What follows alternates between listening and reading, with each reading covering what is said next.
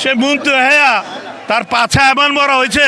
এই আন্দোলন আমরা সরকারের বিরুদ্ধে করছি না, আমরা ঢাকাবাসী একটা সরকারের মধ্যে আওয়ামী লীগের এজেন্ট আছে, ভারতের রয়ের এজেন্ট আছে এই মন্ত্রী পরিষদে। তার নাম হলো কি আসিফ মাহমুদ।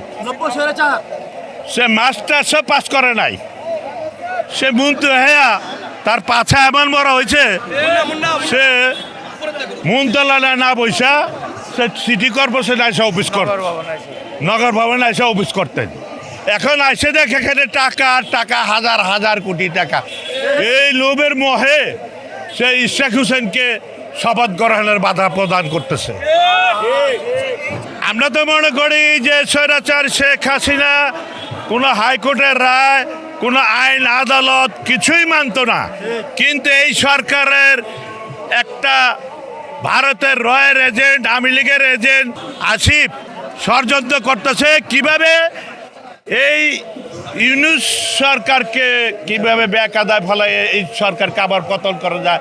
সে একটা ষড়যন্ত্রে লিপ্ত হয়েছে এই মেয়র ইশরাক হোসেনকে ইস্যু করে। আমরা এই ঢাকাবাসী আমরা জোরালো আন্দোলন করব। আগামী 2-4 দিনের মধ্যে যদি আমাদের ইশরাক হোসেনকে যদি মেয়র হিসাবে শপথ না করায়, এই আশিকের বিরুদ্ধে এই সরকারের মন্ত্রী পরিষদের যে দালাল আছে এই দালালদের বিরুদ্ধে আমরা জাতীয় আন্দোলন গড়ে তুলব। দেখেন, জনগণ তাকে 5 বছরের জন্য ম্যান্ডেট দিয়েছিল, ঢাকাবাসী 5 বছরের জন্য তাকে ম্যান্ডেট দিয়েছিল। তার শপথ নেওয়ার থেকেই তার 5 বছর মেয়াদ উত্তীর্ণ হতে হবে। এই দেশের আইন বলেন, সংবিধান বলেন জনগণের জন্য। এই দেশে সংবিধান তৈরি হয়েছে জনগণের স্বার্থে। আজকে নগরবাসীর স্বার্থ আজকে বিনষ্ট হচ্ছে।